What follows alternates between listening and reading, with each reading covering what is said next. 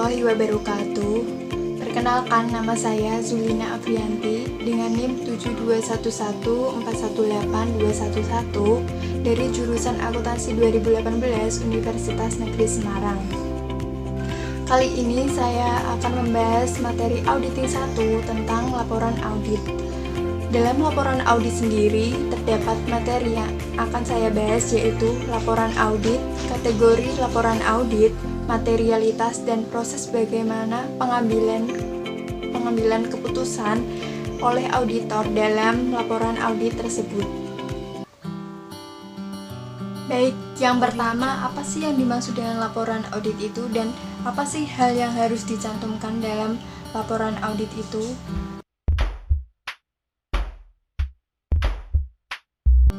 Laporan audit sendiri merupakan laporan yang dihasilkan oleh auditor yang merupakan tahap terakhir dari keseluruhan proses audit. Dan para pemakai laporan keuangan sendiri mengandalkan laporan auditor untuk pengambilan keputusan atas laporan keuangan perusahaan. Jadi apa saja sih hal yang harus dicantumkan dalam laporan audit? Yang pertama, terdapat judul laporan. Jadi standar auditing mensyaratkan bahwa dalam judul laporan audit harus terdapat kata independen. Kata tersebut dimaksudkan untuk memberitahukan para pemakai laporan bahwa audit dalam segala aspeknya dilaksanakan secara independen atau tidak memihak.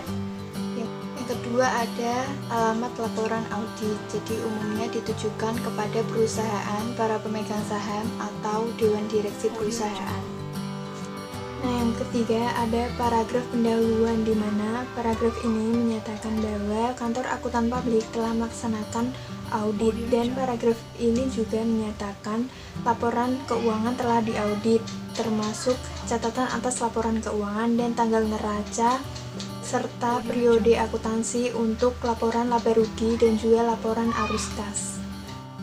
Yang keempat, ada tanggung jawab manajemen. Tanggung jawab itu meliputi pemilihan prinsip-prinsip akuntansi dan pengendalian internal atas laporan keuangan untuk penyajian laporan keuangan yang bebas dari salah saji yang material akibat kecurangan atau kesalahan. Yang kelima, ada tanggung jawab auditor, di mana terdapat 3 paragraf, yaitu paragraf pertama menjelaskan bahwa proses audit telah dilaksanakan sesuai dengan standar auditing yang berlaku secara umum di Amerika Serikat. Yang kedua, menguraikan tentang ruang lingkup audit dan bukti audit serta prosedur yang dilaksanakan sesuai dengan pertimbangan auditor. Yang paragraf ketiga berisi bukti yang dikumpulkan oleh audit secara tepat dan mencukupi sehingga dapat mendukung pendapat auditor untuk laporan audit tersebut. Yang keenam, ada paragraf pendapat di mana menyatakan kesimpulan auditor berdasarkan hasil audit. Yang ketujuh, ada nama dan alamat KAP. Nama mengidentifikasi kantor akuntan publik yang melaksanakan audit, biasanya ditulis dengan nama kantor akuntan publik. Kota dan negara bagian lokasi KAP harus dicantumkan. Nah, yang terakhir ada tanggal laporan audit. Tanggal itu dicantumkan dalam laporan audit, yaitu ketika auditor telah menyelesaikan laporan audit di lokasi pemeriksaan. Jadi ini merupakan contoh laporan audit yang terdiri dari judul laporan, alamat laporan audit, paragraf pendahuluan, tanggung jawab manajemen, tanggung jawab auditor, paragraf pendapat, nama dan alamat KAP, dan juga tanggal laporan audit.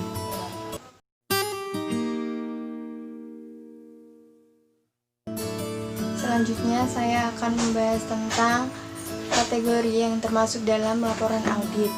Yang pertama itu ada wajar tanpa pengecualian, yang kedua ada wajar tanpa pengecualian dengan paragraf penjelas atau modifikasi perkataan, yang ketiga dengan pengecualian, yang keempat tidak wajar atau menolak memberikan pendapat. Oke, yang pertama yaitu wajar tanpa pengecualian. wajar tanpa pengecualian dapat diterbitkan setelah memenuhi kondisi-kondisi berikut, yaitu yang pertama, semua laporan neraca, laba rugi, perubahan ekuitas pemegang saham, dan laporan arus kas termasuk dalam laporan keuangan.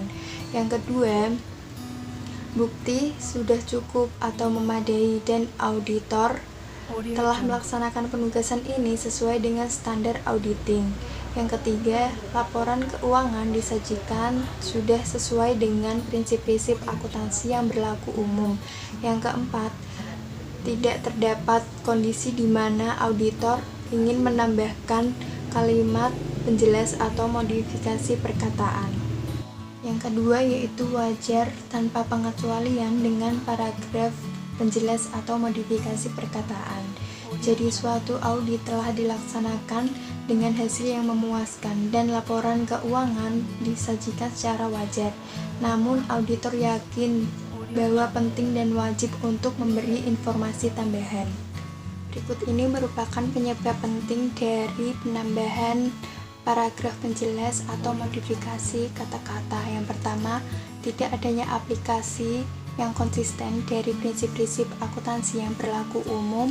Yang kedua, keraguan yang substansial mengenai going concern. Yang ketiga, auditor menyetujui penyimpangan dari prinsip akuntansi yang berlaku umum.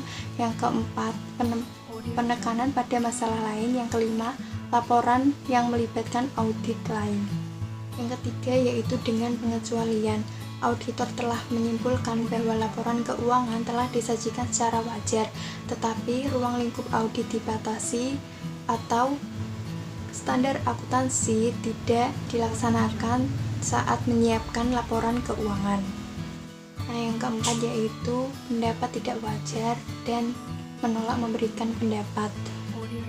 Jadi, auditor menyimpulkan bahwa laporan keuangan disajikan secara tidak wajar dan laporan pendapat tidak wajar itu dapat diterbitkan jika auditor telah memiliki ilmu pengetahuan dan telah melaksanakan investigasi secara mendalam bahwa tidak ada kesesuaian GAP atau PSAK.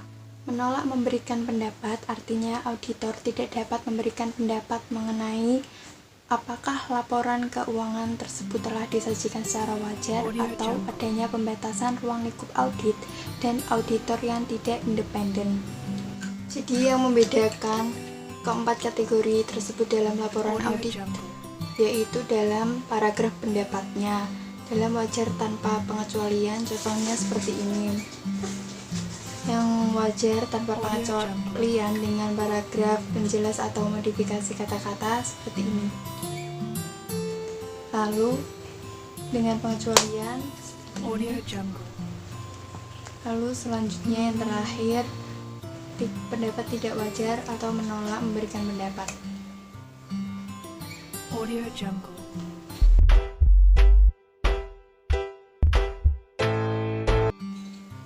Jadi materi selanjutnya yaitu tentang materialitas. Materialitas merupakan pertimbangan penting untuk menentukan jenis laporan yang tepat untuk diterbitkan dalam kondisi tertentu. Jadi hubungan laporan audit dengan materialitas ini yaitu untuk menentukan pendapat yang akan dikeluarkan oleh auditor. Jadi auditor memeriksa laporan keuangan dari klien dengan bukti-bukti yang telah dikumpulkan, apakah terdapat salah satu material atau tidak.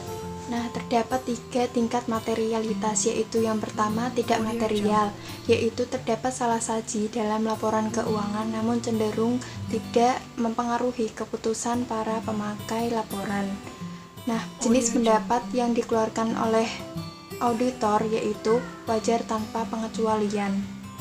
Yang kedua yaitu material, yaitu terdapat salah saji pada laporan keuangan dan keputusan pemakai cenderung dipengaruhi hanya jika informasi yang ditanyakan sangat penting untuk keputusan spesifik yang akan diambil. Dan jenis pendapat yang dikeluarkan yaitu wajar dengan pengecualian. Dan yang ketiga yaitu sangat material, artinya terdapat salah saji pada laporan keuangan dan sebagian besar keputusan para pemakai akan dipengaruhi. Dan pendapat yang tepat untuk dikeluarkan oleh auditor yaitu pendapat tidak wajar dan menolak memberikan pendapat.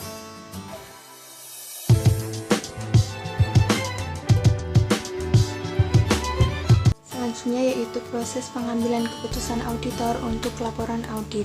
Jadi pada pengambilan keputusan, para auditor menggunakan suatu proses yang tersusun dengan baik dalam memutuskan laporan audit yang tepat pada situasi tertentu. Yang pertama, auditor harus menentukan apakah ada kondisi yang memerlukan penyimpangan dari wajar tanpa pengecualian standar atau tidak.